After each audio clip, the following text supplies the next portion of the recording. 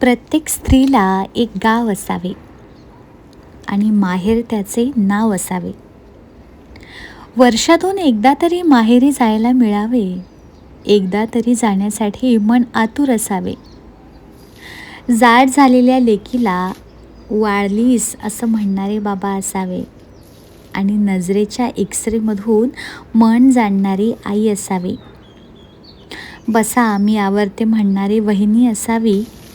पीठ मळणी आणि गूळ किसणे नि कसली किचकट काम नसावी. भाची भाच्यावर आत्याने भरपूर प्रेम करावे आणि भाची भाच्यांना बाहेर फिरवायला मामा किंवा मावशी असावी. घर असो वा कौलारू किंवा मुंबईसारखा फ्लॅट, माहेर वाशिनीला वाटतो तेथे इंद्रप्रस्थाचा थाट. जुने फोटो पाहून गलबलून यावे आणि हसता हसता मधूनच डोळे भरून यावे. ऊन पावसाचा आस्त खेळ रंगात यावा आणि अचानक परतीचा दिवस जवळ यावा. सासरच्यांनी तेथे कधीतरीच डोकावे म्हणून सासर आणि माहेर यात थोडे तरी अंतर असावे. म्हणूनच सासर आणि माहेर यात थोडे तरी अंतर असावे आणि प्रत्येक स्त्रीला असे एक स्वतःचे माहेर असावे. तर नमस्कार, मी पूजा. तुम्हा सगळ्यांना सर्वप्रथम श्री स्वामी समर्थ आणि तुम्हा सगळ्यांचं पूजाच्या दुनिया या माझ्या चॅनलमध्ये खूप खूप स्वागत आहे. कसे आहात तुम्ही? मस्त आहात ना? मस्तच असायला हवं. तर छान माहेरचे मस्त माझे हे असे दिवस चाललेले आहेत आणि भलं मोठं असं अंगण माझ्या माहेरचं आणि तिथे भरगच्च अशी मी झाडं लावलेली आहेत. आणि हो, सांगण्यासारखं एक की या घरातलं प्रत्येक झाड ते मी लावलेलं आहे. काही लग्नाच्या आधी लावलेले आहेत, काही लग्नाच्या नंतर लावलेले आहेत. आणि असं सुंदर अशी ही माझी बाग आणि हे असं अंगण त्यामध्ये, आणि हा फुलांचा सडा, फुलापानांचा सडा, छान असा सुंदर असा बगीचा गच्च असा भरलेला आहे माझा. असं हे सुंदर टुमदार माझं माहेर आहे. माहेरी यायचं म्हटलं ना तर आपण घरून, म्हणजे आपल्या घरून, सासरवरून एवढ्या आनंदाने आणि एवढ्या लगबगीने निघतो ना की असं वाटतं की कधी सगळ्या गोष्टी आटपून घेते एक वेळचा स्वयंपाक पाणी, जी आपली रोजची कामं आहेत ती, आणि सगळी कामं झाल्यानंतर केव्हा बॅग भरते. बॅग भरण्याची आपली ही जी तयारी आहे ही तर जरा 4-5 दिवसाआधीपासूनच चालू असते. पण केव्हा एक वेळची बॅग भरते आणि घरच्या सगळ्या गोष्टी आवरून आपल्या नवऱ्याला सगळ्या गोष्टी सांगून की एक वेळ सगळं दाखवून की कशात काय आहे ठेवलेलं, आणि असं करून आपण आपली जी निघण्याची घाई असते तर ती सगळ्या गृहिणींना माहितीच आहे. कारण आपला एक पाय सासरमध्ये आणि एक पाय माहेरच्या दारामध्ये असा असतो. ते मनाच्या माध्यमातून, बरं का. कारण मन आपलं आधीच आपल्या माहेरी जाऊन पोचलेलं असतं. असं वाटतं की बस तिथे पोचलेलो आहोत आपण आणि आता छान आपल्या माहेरच्या लोकांना भेटून गच्च मिठी मारूया. आणि बाबांना जर सांगितलं ना की बाबा 7 वाजताची ट्रॅव्हल्स आहे, म्हणजे 7 वाजता पोचणार आहे, कारण पुण्यावरनं माझ्या माहेरी जायला अख्खी एक रात्रच लागते मला. तर बाबांना सांगितलं ना की बाबा थोडंसं उशिरा येसाल मला घ्यायला. पण माझे बाबा 6 वाजता तिथे येऊन बसतात. 7 वाजता जर गाडी असेल ना, यायची असेल तिथे माहेरी, तर 6 वाजताच येऊन बसतात. 1 तास आधी तिथे बाबा सज्ज असतात आणि मध्ये फोन चाललेलेच असतात की बेटा कुठे आहे, कुठपर्यंत पोचले. मध्येच आईचा फोन येतो. किती जीवाभावाची लोकं असतात ना ही आपली. आणि खरंच आपल्याला आपल्या आईबाबांची जी किंमत आहे, आपल्या माहेरची जी किंमत आहे ना, ते आपल्याला फक्त लग्न झाल्यावर कळते.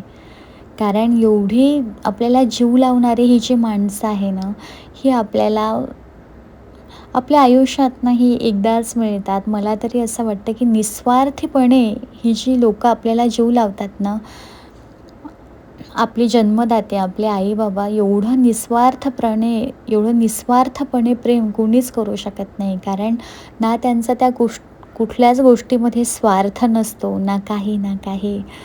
आणि तिथे पोहोचल्यानंतर एकदम बाबाला एकदम गच्च अशी मिठी मारणं, आईच्या मांडीवरती डोकं ठेवणं, तिला पण अशी मिठी मारणं आणि इतका लाडणं. आपण जाड झालो तरी कोणी आई म्हणते, की "बाई माझी मुलगी खराब झाली." बाबा म्हणतात, "बेटा खराब झाली."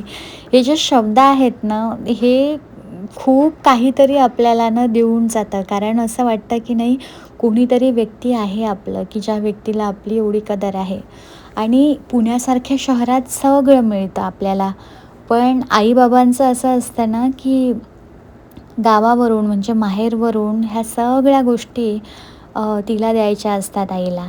आईला थोडासा टोंगळ्यांचा प्रॉब्लेम आहे माझ्या. तिला खाली बसता येत नाही. तरी पण तिची एवढी तगमग चालू असते ना, की सगळं पीठ, बेसन, त्याच्यानंतर कणिक सगळं आई असं भरभरून देते आणि त्यानंतर आई भरून देते, बाबा बांधून देतात. लोणचं, चटण्या वेळेवरती 5-6 प्रकारच्या आईने चटण्या बनवून दिल्या आणि हे जे निस्वार्थ प्रेम आहे ना खरंच. आणि जेव्हा ते असं पूर्ण हे सामान भरत होते ना, मला एवढा रडायला आलं होतं ना, की मी खूप इमोशनल झाले होते तेव्हा. असं वाटलं, की का हे लग्न आणि का माहेरवरून सासरी जायचं असेल. कारण एवढे आपले जन्मदाते असतात, आई-बाबा यांच्याजवळच राहिलं असतं तर काय झालं असतं. कारण हे जे प्रेम, निस्वार्थ प्रेम आहे ना, हे फार क्वचित मिळतं नंतर लग्नानंतर. तर असं छान माझ्या इकडे आई-बाबांनी सगळं मला जे सामान द्यायचं आहे त्याची पॅकिंग केली. माझी ही इथली घरातली पॅकिंग चालू होती. सगळे कपडे आणि माझ्या ज्या औषधी आहेत, त्या सगळ्या मी एका पिशवीमध्ये भरून घेतल्या आणि त्यानंतर देवपूजा तर मी आधीच करून घेतली होती आणि सुंदर अशी माझ्या माहेरची ही देवपूजा आहे. आणि फुलं तर एवढे आहेत ना, की भरगच्च असा फुलांचा जो गुच्छ आहे तो इथे देवांवरती मी वाहिलेला आहे. आणि असं करून माझ्या निघण्याची वेळ झाली होती आणि मला इतकं रडायला येत होतं ना, की मी फार रडले. आणि नंतर सकाळी इथे येऊन पोहोचले तर घरी हे सगळं असं दिसलं मला. आणि माहेरमध्ये जेवढे दिवस मी आरामात राहिली तर त्यापेक्षा जास्त डबलचं मला इथे येऊन कार्य करायचं होतं. तर अशा पद्धतीने सगळं घर बघितलं आधी काय कामं करायची आहेत, काय नाही.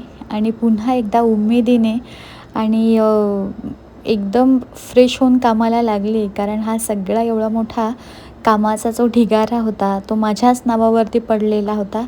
तर सगळ्यात आधी सगळ्या कामांना सुरुवात केली. घर स्वच्छ केलं, सगळा पसारा आवरला आणि भांडी मी ज्या दिवशी घासून गेली होती ना, त्या दिवशीपासून भांडी तशीच होती. त्यामुळे त्याच्यावर एवढा धूळ बसलेला होता आणि नवऱ्याला थोडंसं भांडी आतमध्ये घ्यायलाही वेळ मिळाला नाही माझ्या. तर त्यामुळे ती भांडी तिथेच राहिली आणि असा ढिगारा होता. आणि मग असं काम चालू केलं ना जोमात. कारण जोपर्यंत सगळं घर आवरत नाही, पूसपास करत नाही, तोपर्यंत घरामध्ये काहीच सुचत नव्हतं. जिकडे-तिकडे धूळ होती पडलेली, बसलेली आणि किचन एकदम मेसी झालं होतं. तर ह्या सगळ्या गोष्टी पटापट करायला सुरुवात केल्या आणि छान एक दिवस तर करमलंच नाही मला. मला एवढी आठवण येत होती ना, रडायला येत होतं. थोड्या वेळाने आईला फोन लावत होते, बाबांना फोन लावत होते. पण ते जास्त सांगितले, की आई-बाबा पण भावनिक होऊन जातात आणि मी पण भावनिक होऊन जाते आणि दोघांच्याही डोळ्यामधून अश्रू निघतात. तर त्यामुळे मग त्यांच्यासमोर मी काही जास्त गोष्ट काढली नाही. पण मला खूप रडायला येत होतं आणि मला आई-बाबांना सोडून राहायची सवय नाही आहे. तर त्यामुळे मला खूप भारी जातं आणि असं वाटतं, की तिथे गेल्यावर की परत इथे सासरी यावंच नाही. पण काय करावं? दुनियाचा दस्तूर आहे हा, की एक वेळ का लग्न करून मुलगी तुम्ही सासरी पाठवली तर ती छान 1-2 दिवसाकरताच माहेरी यावी. तर अशा पद्धतीनं विचार करत, हसत-खेळत परत कामांना सुरुवात केली मी.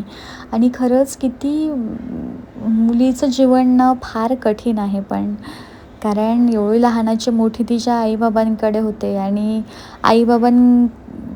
आईबाबांनी तिला एवढं लाडाने जपलेलं असतं ना आणि सगळ्या गोष्टीची तिला ही सवय झालेली असते. तर असं छान असं जीवन वेगळं आहे मुलींचं. मी तर देवाला म्हटलं की पुढल्या जन्मात ना मला मुलाचाच तू जन्म देशील, की जेणेकरून आईबाबांच्या पासून मला दूर जावं लागणार नाही. तर सगळी कामं झाली, देवपूजा झाली आणि अशा पद्धतीने इकडे सगळे जेवणाची तयारी केली. माहेरी होती तेव्हा आईच्या हातची गरम गरम चपाती, भाजी हे सगळं असं जेवण यायचं आणि मायेनं आणखी म्हणणारी आई की बाई एक चपाती घे, एक चपाती घे. त्याला छान तूप लावून किंवा तेल मीठ लावून अशी चपाती द्यायची. तर इथे आल्यावर सगळं स्वतःला करायचं, स्वतः बनवायचं, स्वतः खायचं. असे छान माझ्या माहेरच्या आठवणीचे दिवस गेलेत आणि परत पुन्हा एकदा कामाला जोमाने लागेल आणि इथून परत आता तीच कामांची सुरुवात झाली. तर कसा वाटला हा व्हिडिओ मला नक्की तुम्ही कॉमेंट्सच्याद्वारे कळवा. आवडल्यास चॅनलला लाईक करा, शेअर करा आणि सबस्क्राईब करायला विसरू नका. कारण जोपर्यंत तुम्ही सबस्क्राईब करणार नाही ना, तोपर्यंत माझे व्हिडिओज तुमच्यापर्यंत येणार नाही. तर त्यामुळे सबस्क्राईब करा. तर असा छान पूर्ण माहेरचा टूर होता आणि आता पुन्हा सासरी आल्यानंतर पुन्हा तेच जीवन चालू झालं, जबाबदारीचं आणि स्वतःसाठी जगण्याचं, स्वतःला शाबासकी देण्याचं. कारण शाबासकी ही तर खरं आईवडिलांकडून आपल्या माहेरीच आपल्याला मनापासून मिळते, कुठली गोष्ट छान केली तर. तर चला भेटूया नेक्स्ट व्हिडिओमध्ये.